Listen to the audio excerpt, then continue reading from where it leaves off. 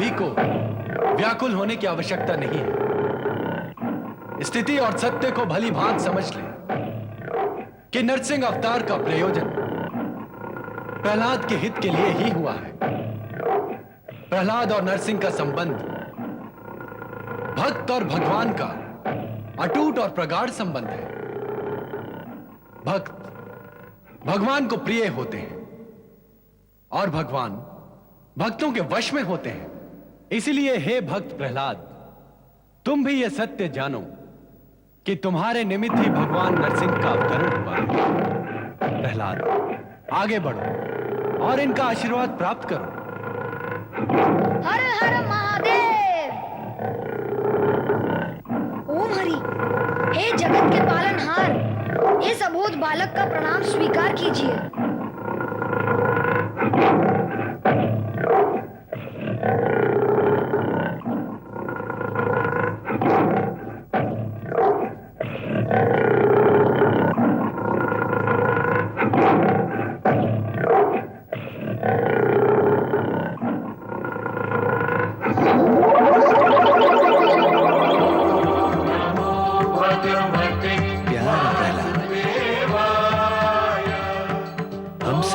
पूर्ण हुआ भोलेनाथ।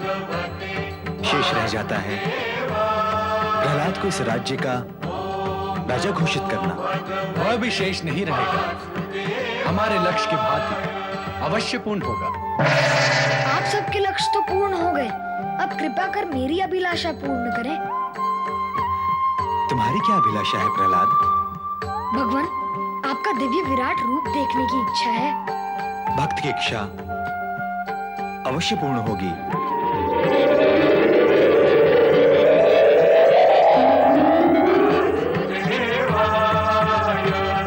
जगत के पालनहार भगवान श्री हरि विष्णु की, नरसिंह अवतार भक्त वत्सल भगवान श्री हरि विष्णु की।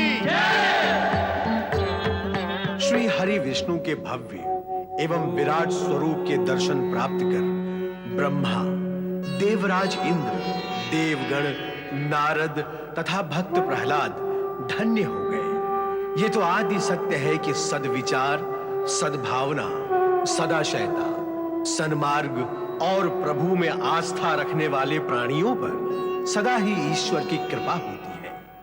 कुविचारी और कुमार्गगामी का अंत निश्चित ही दारुण होता है। जैसे कि द्वितीय पुत्र अहंकारी हिरण्यकश्यप का वध नरसिंह रूपी भगवान श्री हरि विष्णु द्वारा हुआ। पुत्र के वियोग और शोक में माता दिति का शुद्ध होना और विलाप करना स्वाभाविक ही था।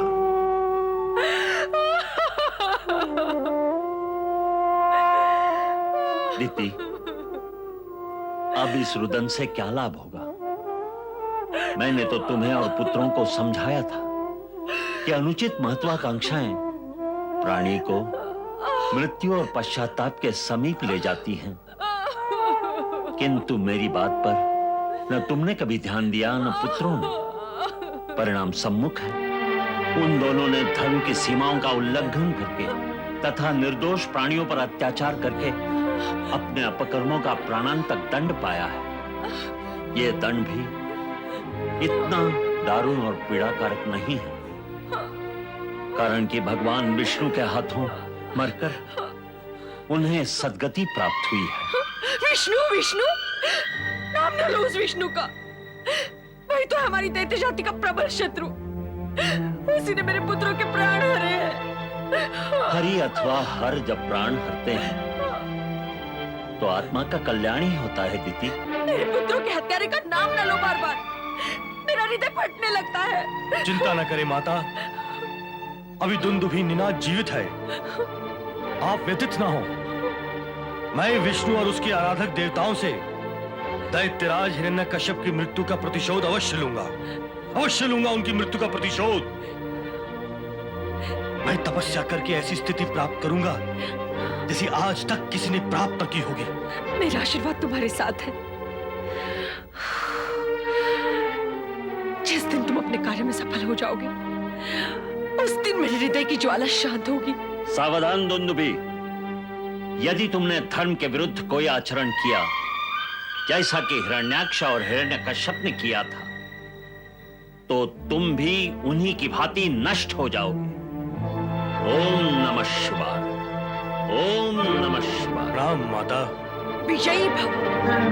जय हो दैत्य शक्ति सिद्धि दात्री की।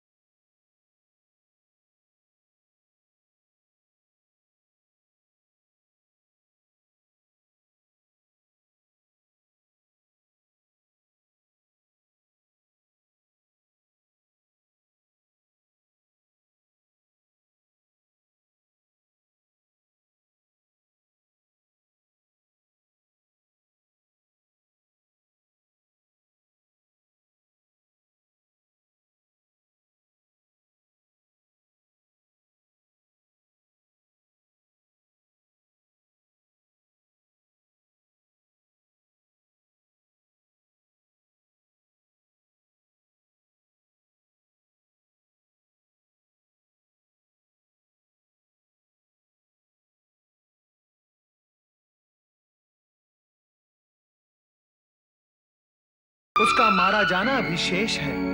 अपने स्वामी की मृत्यु का प्रतिशोध लेने के लिए वो घोर तपस्या कर रहा है। वो देवताओं को शांति से बैठने नहीं देगा। देवर्षि, अब आप ही बताएं, हमारे लिए क्या उचित है और हमें क्या करना होगा? क्या करना होगा? देवराज, सबके दुख हरता भगवान भोलेनाथ की शरण में जाएं। नारायण नारायण।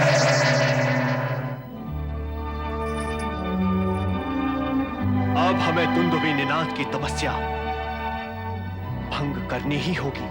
जय हो दैत्य शक्ति सिद्धि दात्री की जय हो।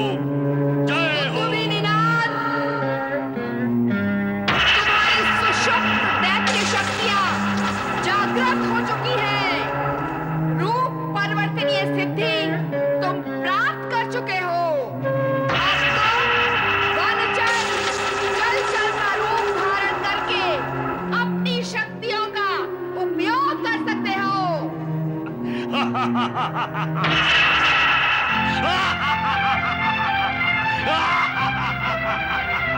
दैत्य शत्रु देवताओं, अब मैं तुमसे और तुम्हारे आराध्य विष्णु से एक एक करके प्रतिशोध लूंगा।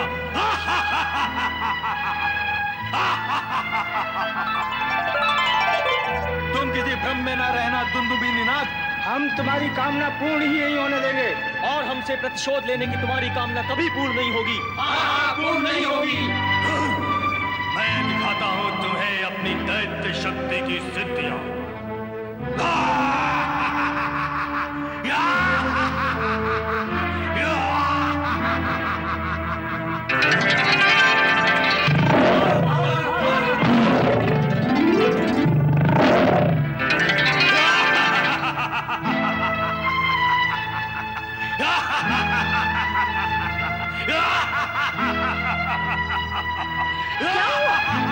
क्या हुआ दुंदुभी?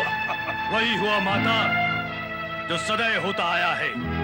ये देवता मेरी तपस्या भंग करने आए थे, परंतु उन्हें ज्ञात ही नहीं कि मुझे वंचर और जलचर बन जाने की सिद्धियां प्राप्त हो चुकी है। भाग गए ये बलहीन, ये सिद्धिहीन, ये शक्तिहीन। तो ये देवता तुम्हारी तपस्या भंग करने आए थे। हाँ। दुंदुभी, तुम इन देवताओं से प्रतिशोध लेने के लिए कोई नया उपाय अपनाओ। हाँ, तुम बाघ और मगर बनकर उन ब्राह्मणों का भक्षण करो जो इन देवताओं के लिए यज्ञ करते हैं। जब यज्ञ ही नहीं होगा तो विष्णु, शिव और देवताओं को अपना यज्ञ भाग ही नहीं मिलेगा और वे शक्तिहीन हो जाएंगे। इन देवताओं से प्रतिशोध लेने का यही सर्वोत्तम उपाय है। हाँ माता, आपका सुझाव उत्तम है, मैं ऐसा ही करूंगा। प्रणाम।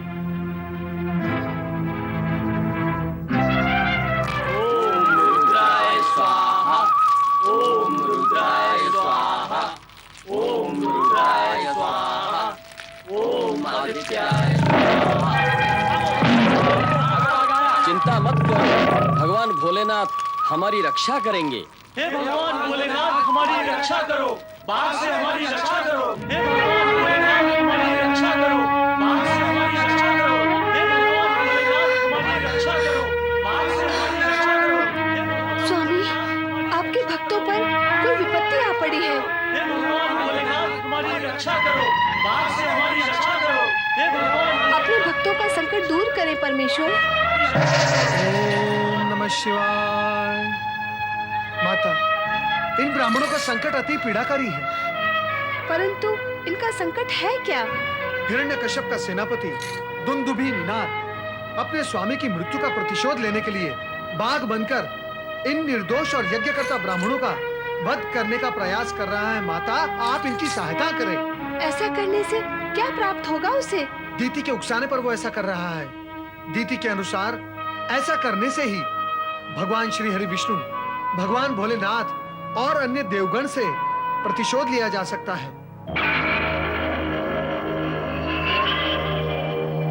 उस दुष्ट का अंत अब निकट आ गया है। निर्दोष भक्तों को पीड़ित करके वो स्वयं कब तक जीवित रह सकेगा?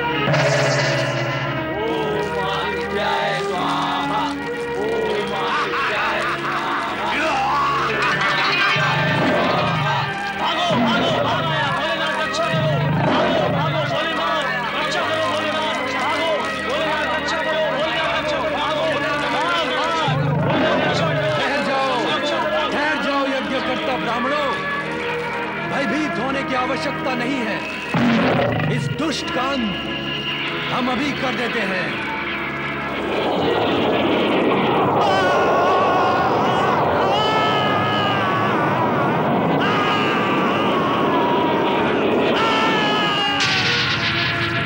भगवान भोलेनाथ की जय, भगवान भोलेनाथ की जय। ओम नमो भगवते रुद्राय। हर हर महादेव, हर हर महादेव। भोलेश्वर, आपने इस दुष्ट का संहार करके देवगण एवं ब्राह्मणगण दोनों का उद्धार किया है। दुष्टों का संहार करना हमारा कर्तव्य है, वही हमने किया है। इसीलिए प्रभु, आज से आप व्याघ्रेश्वर महादेव के रूप में प्रसिद्ध होंगे। बोलो व्याघ्रेश्वर महादेव की, व्याघ्रेश्वर महादेव की, व्याघ्रेश्वर महादेव की। व्याघ्रेश्वर महादेव भोलेनाथ के विभिन्न रूपों का समय समय पर प्रकटीकरण होता रहा है। करुणेश्वर, देवेश्वर, महेश्वर, भोलेश्वर आदि उनके ऐसे ही रूप हैं जिनको भक्तगण पुकारते हैं और भगवान शिव अपने आशीर्वाद और कृपा से श्रद्धालु भक्तगण का कल्याण करते हैं। नीलकंठेश्वर, कैलाशपति, भोलेनाथ, आशुतोष, त्रिशूलधारी, कामा